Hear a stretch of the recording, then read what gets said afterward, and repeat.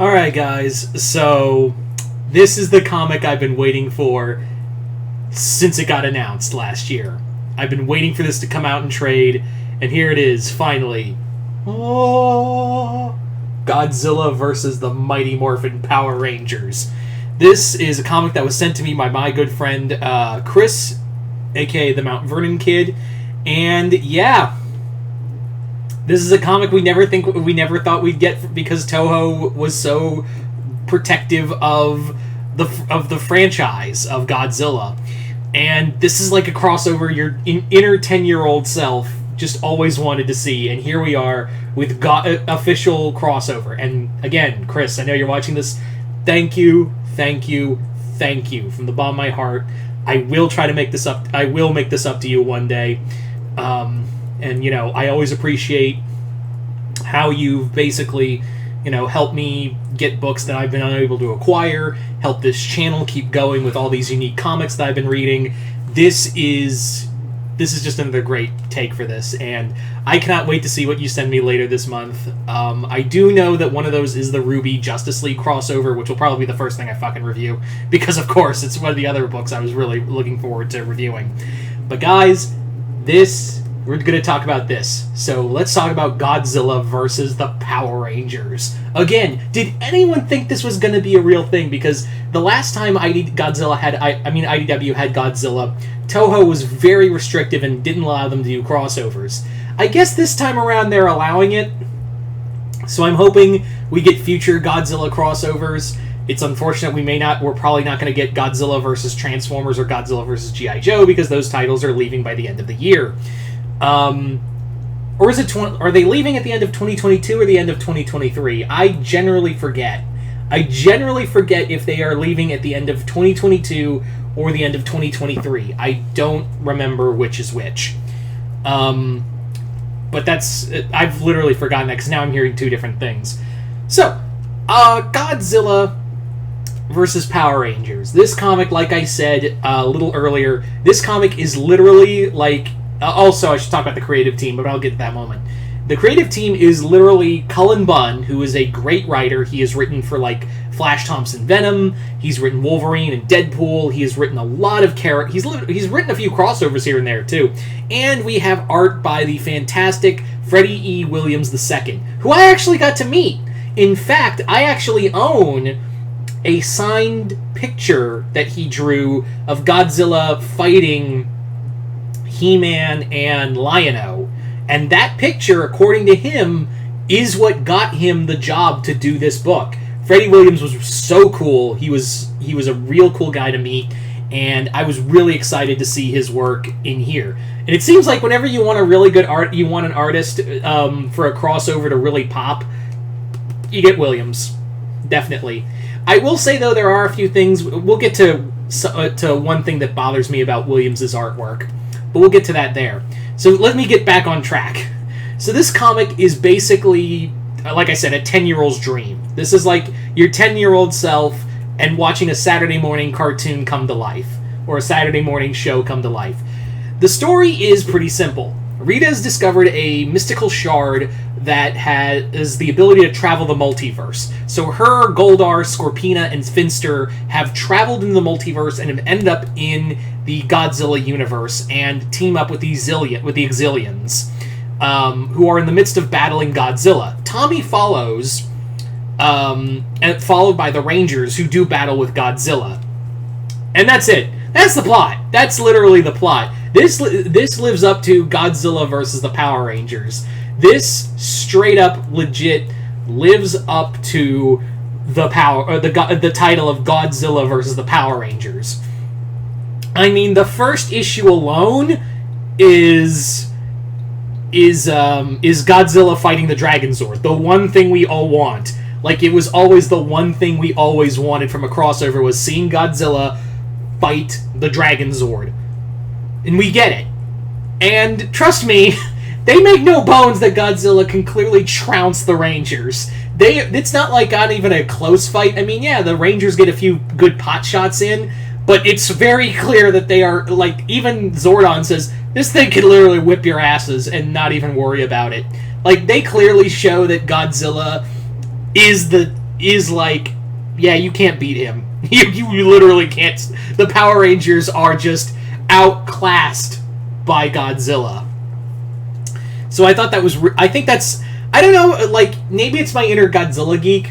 I usually do like a crossover that does kind of balance both, but it's kind of nice sometimes to have a definitive winner. It's sometimes just nice, and yeah, I kind of knew that Godzilla was just going to wreck the Rangers.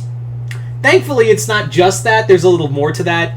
And also, this is a little more Power Rangers heavy, which I kind of am I'm pretty okay with, because there's not really much of a story we could do with Godzilla.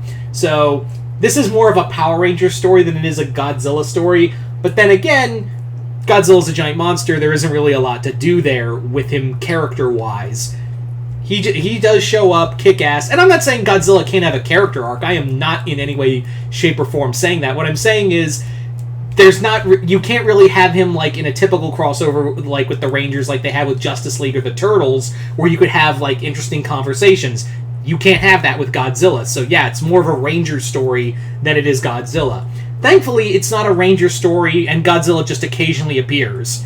There's a little more to it than that. And not only do we get Godzilla himself, we get other monsters. We get to see the Megazord fight Gigan. We get to see Megaguirus. We get to see Kumanga. We get to see King Ghidorah as the big final boss. It's so cool. And Cullen Bunn clearly knows his shit. Like, this is something he has a lot of extensive knowledge about, because he brings up some obscure monsters.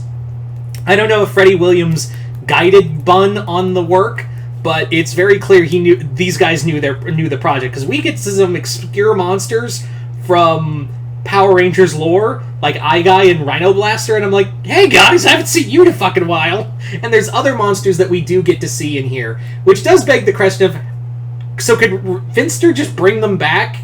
I don't know. That's neither here nor there. Also, the dialogue isn't that, like, super in-depth. Like, the dialogue isn't too deep. This is more like this isn't like the Power Rangers we see in Boom Studios comics. This is more like something like you would see, the dialogue you would see in a Power Rangers TV show, where it's like, yeah, let's kick butt, more phenomenal. It's more like that than it is the nuances we see in the comic, which I feel like it works here. Like, it really does work in this comic. It really, because, yeah, Cullen Bunn clearly wanted to have, like, a fun, like, TV special. So he just was like, yeah, I'm just going to write it like the TV show. And that's fine. Totally fine. I'm accepting of this, because this is really just, like I said, it's literally Freddie Williams and Cullen Bunn playing with their toys. Anyway, Freddie Williams' artwork is just fantastic. Like, let me just show you real quick, like, how good of like Freddie Williams' artwork is. But also, I feel like I need to bring up something that it's bothered me about Freddie Williams' artwork in the past. Like, perfect example right there with Godzilla. I don't know if you can see it, but the proportion, I don't know what it is, but, like, Freddie Williams has some problem with proportions. Like, Godzilla is big and thick, like Heisei Godzilla, but his arms are kind of scrawny, and when you see him, like, pick up the Dragon Zord, I'm like, those are some really scrawny-ass arms. But aside from that, this is just gold. Like, this is just fun. That's really all I can say, is that it's just a fun comic. It is so good.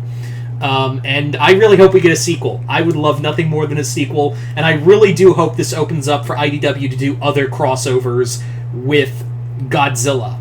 You know, I would have loved to see Godzilla versus Power Rangers.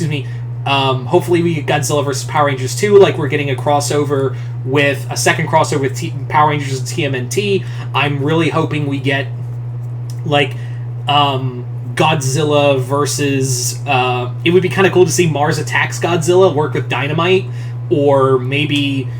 Well, they're not going to cross over with Marvel because they're just... But, hey, Marvel's going to do an Ultraman crossover, which is equally good, don't get me wrong. We're going to see a Marvel Ultraman crossover soon. But maybe we can get Godzilla versus Justice League. Yeah, DC's always down for a crossover. So, especially with IDW, those guys are tight. So, I definitely would love to see Godzilla versus Justice League, or at the very least, Godzilla versus Superman. Honestly, I'd probably want Godzilla versus Superman more. Just saying. So, there you go, guys. That is my review for Godzilla versus Power Rangers. I literally, the moment I got this, I read it and finished it today. Not even like Chris sent me this today as of this recording, and I finished it today. I was that excited to read this. So pick it up if you haven't already.